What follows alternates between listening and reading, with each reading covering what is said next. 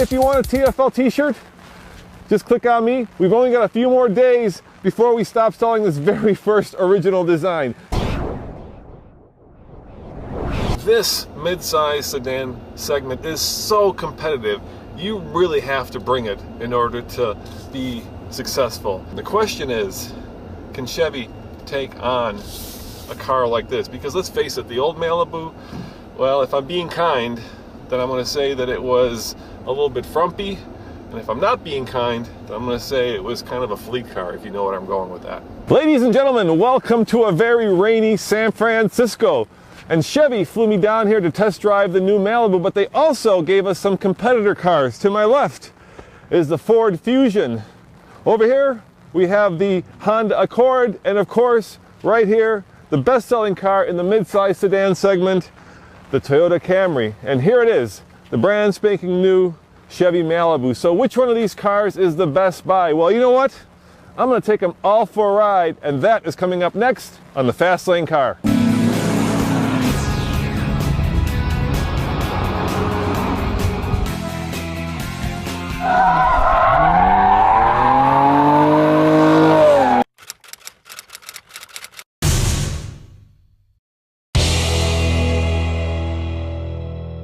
Alright guys, let me explain the rules of the game.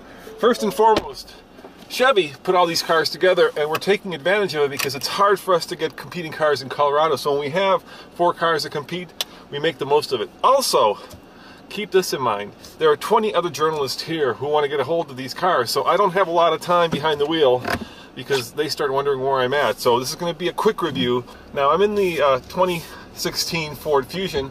And I remember when this car first came out, and it seems like, well, it seems like a long time ago now. So it is one of the more elderly, statesman-like cars in this segment.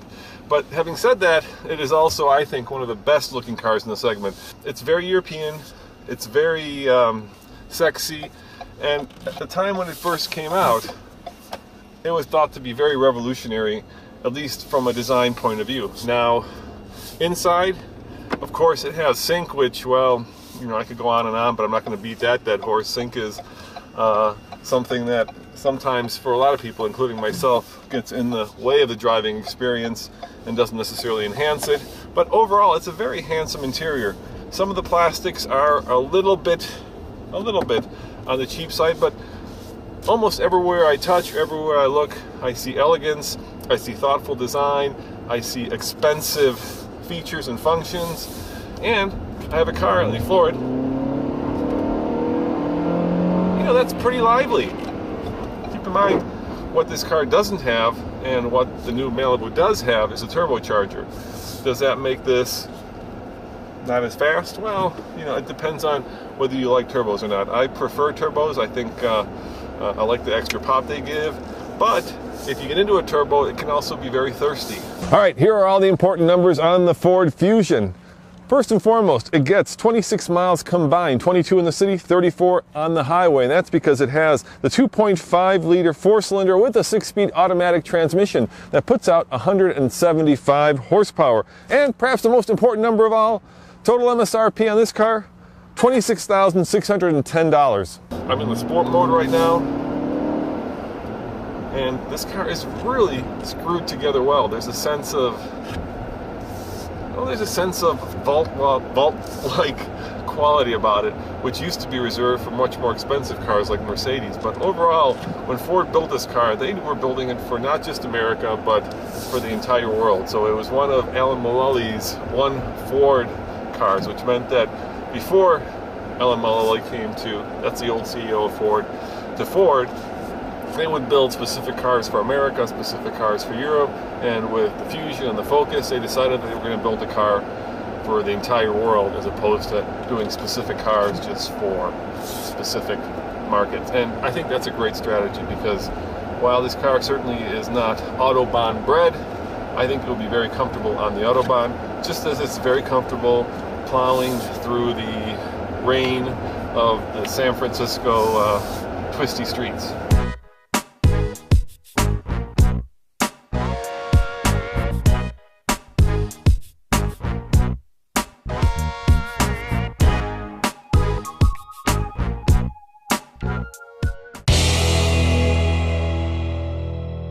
2016 Honda Accord. Now, this is an interesting car, and I know a lot about it because I was just at the launch of the new Accord and got to drive the coupe. And you can see that video by clicking above if you're interested in the coupe version of this car. Of course, this car has something that the others don't, and that is, can you guess? 3 letters. I bet you can guess. It's a CVT, and for that reason it's the most fuel efficient, and the Japanese have gone all in on CVTs pretty much. Honda has done so with the new Civic, Nissan is pretty much all CVT, and Toyota is getting there. So how does this car compare to the others? Well, you know, the thing about the Accord is it has kind of become America's mid-size sedan. And what I mean by that is there have been generations of people who have grown up as having this car be their family truckster. So there's a pedigree to it. There is just a lot of built up love. And so when you're Chevy and you're trying to compete with a car like this, you're not only going against the engineering of this car, which is excellent, but you're also going up against basically generations of Accords and of people driving them. And people have very set feelings about the Accord, and this car, well, you know, it's just an evolution of all the previous generations. But let's floor it and you decide.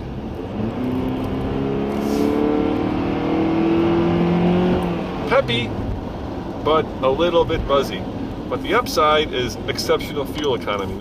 This Honda Accord is the fuel efficiency king at 31 miles combined, 27 city, 37 on the highway. It has 185 horsepower, 2.4 liter 4-cylinder that's mated to, you guess what it's mated to, of course it's mated to a CVT. And the most important number for this car, $23,725. That's the MSRP. There's a lot of thought given to the placement of the controls. There's a lot of thought given to how a person interacts with this car, how a person sits in the car, how you see out of the car, you know, all the stuff that would inspire an engineering driven company versus, let's say, style. And to my eye, at least, I think it's, well, you know, if you were at a dance and you were picking people to dance with, I'm going to be kind, I'm going to say the Accord, for me, would not be the first car I would pick to dance with from a style and exterior point of view. But once you get behind the wheel of this car, you know, once you get to know the car, and once you kind of see the honesty and the thought and the engineering that went into it, the way that everything just feels very, I won't say expensive, but honest. The way that the car translates the road into really honest road feel, and the way that this car is going to maintain that same honesty and that same engineering prowess through the entire life, then you all of a sudden start to value it, and you see why people over the generations have called this their family's truckster. So is it the sexiest car of the bunch? No, not for me at least. But is it the car that you might want to have the long-term relationship? In other words, is this the girl you might want to marry? I could see that.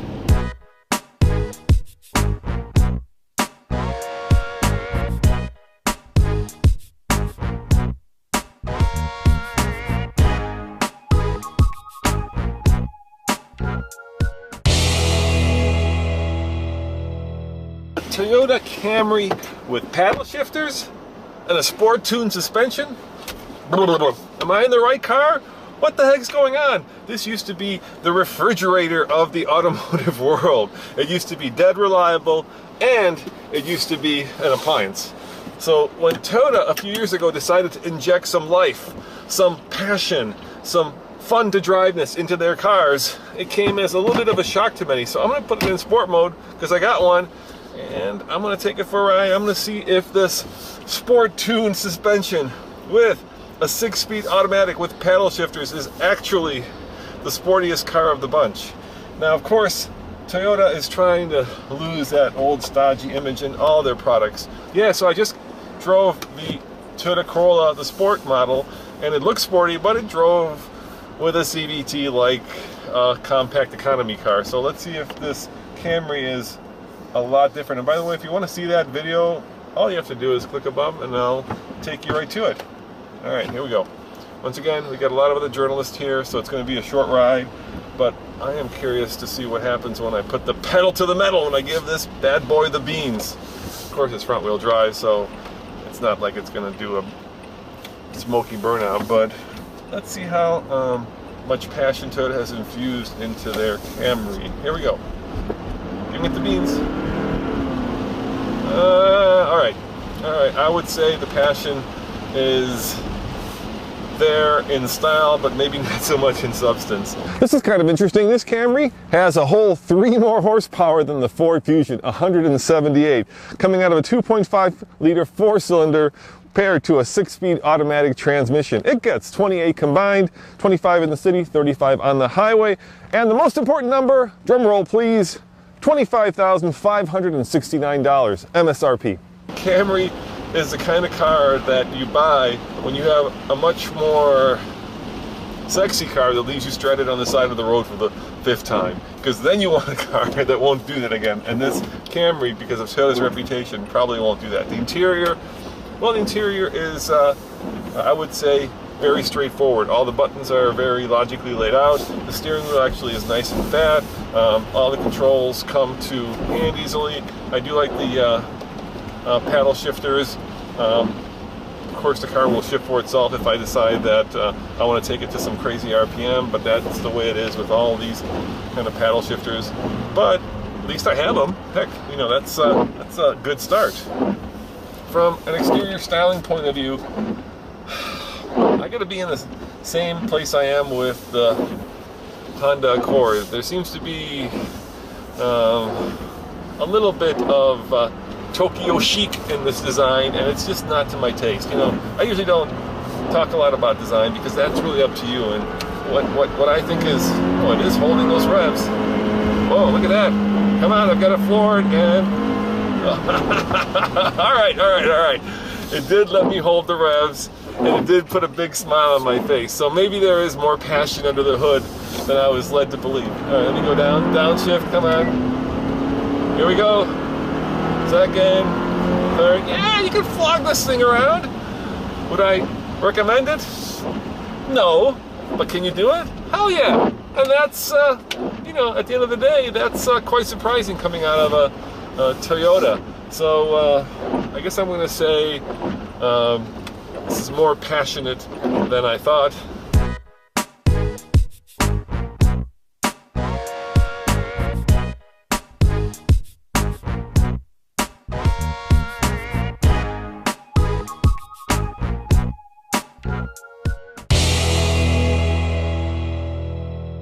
So I'm in the Malibu, and keep in mind that there's a bigger version of this with a larger engine, a 2-liter turbo, but this is the 1.5 that directly competes against the smaller engines in the other cars. So here are the numbers: 27895, that's the as tested price, 27 city, 37 highway, 160 horsepower and 184 pound-foot of torque, and it's mated to a 6-speed automatic transmission. So let's take it for a ride and see how this compares to the other cars. Now, the first impression is positive. Everything I touch, everything I kind of look at feels expensive. It doesn't feel like they've done a lot of cost cutting, not a lot of hollow plastics. That's always good. Now keep in mind that the 2016 Malibu is actually larger, more fuel efficient, and get this, 300 pounds lighter than the outgoing car. There's 1.3 inches more legroom in the back seat, which is one of the shortcomings of the old car. And of course, they've added a whole suite of safety features that are available to basically compete with today's modern cars. So there's automatic braking should a pedestrian walk in front of you and you not see him. There's blind spot monitoring.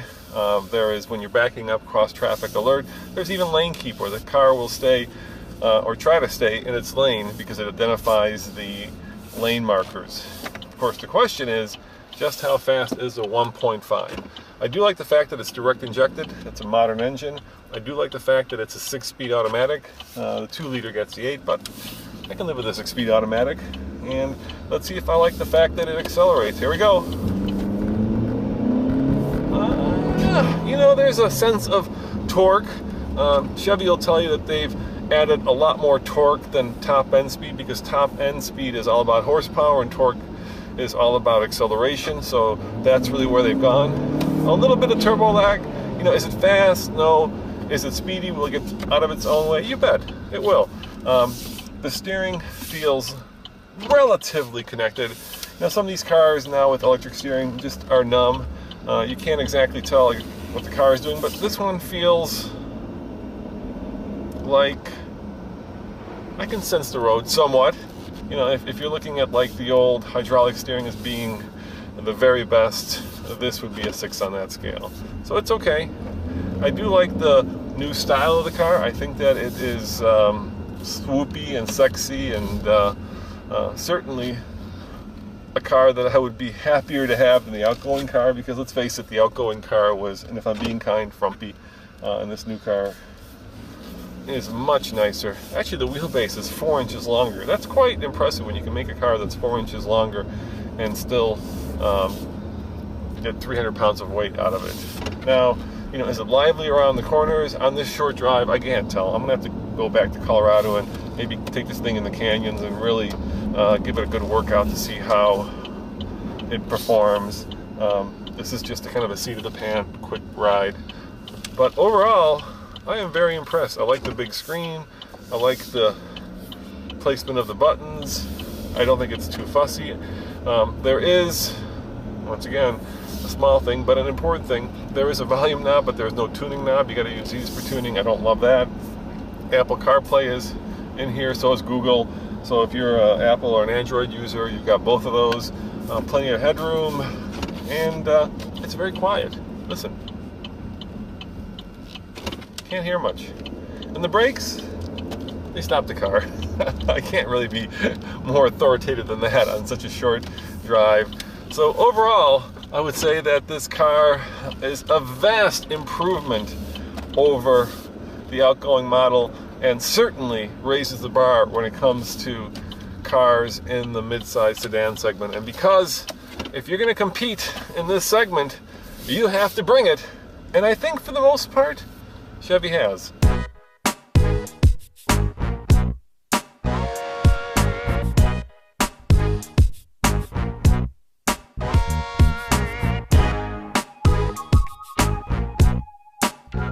So it wouldn't be fair to you, and it certainly wouldn't be fair to GM if I were to give you a complete decision after driving the cars for a few minutes. But if you want the best looking car in the segment, you'd be hard pressed to get a better car than the Ford Fusion. If you're a big Honda fan, a Honda fanboy, and your parents have driven the Accord, and this is a car that speaks to you and your family well, it's hard to beat the Accord. And of course, over here, if you're looking for reliability, if you're looking for the best-selling car in the segment, then the Camry is of course a good choice. But I am sincerely impressed with the brand new Chevy Malibu. Not only is it bigger, not only is it more fuel efficient, not only is it more fun to drive, but it's sexy. And so I think it's right up there with one of the best looking, most fuel efficient and largest cars in this segment. As always, this is Roman reporting for the Fast Lane Car. Check out TFLcar.com for more news, views, and real world reviews. And look at this. If you want a TFL t-shirt, just click on me. We've only got a few more days before we stop selling this very first original design. See you guys next time. It's time to get dry. Oh yeah. I do love that turbocharger. I love the fact that this engine will wind up all the way to 6,500 RPM. And I love the fact, I'm not going to beat a dead horse, but I love the fact that you don't have that CVT drone. Ladies and gentlemen, meet the 2016 Chevy Malibu. And Chevy flew me out here to San Francisco and took this airplane out of the hangar and set up the Malibu in the hangar so that we could get to know all about the new car, and so that you can also get to know all about the new car. And that is coming up right now on the Fast Lane Car. Oh yeah, we'll also take it for a ride.